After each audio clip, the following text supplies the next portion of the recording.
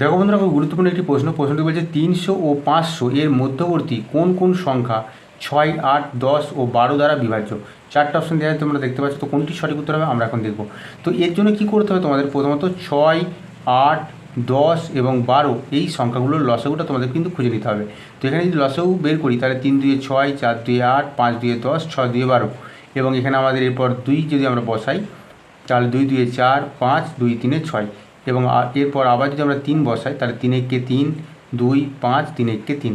তো আমরা লসাগু কত পেলাম না, 2 2 4, 3 4 12 এবং এখানে 10, তার মানে লসাগু আমরা পেলাম 120। ঠিক আছে, তো এবার দেখতে হবে যে 300 ও 500 এর মধ্যবর্তী, তার জন্য আমাদের কী করতে হবে না, 120 এর গুণিতকগুলো খুঁজতে হবে।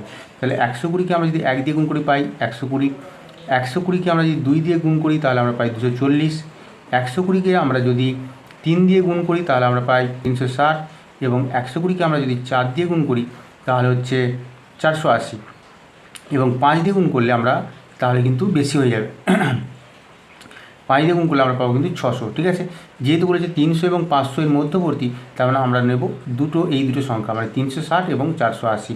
তো সঠিক উত্তর হয়ে যাবে অপশন নাম্বার এ, 360 ও 480। আশা করছি তোমরা বুঝতে পেরেছো।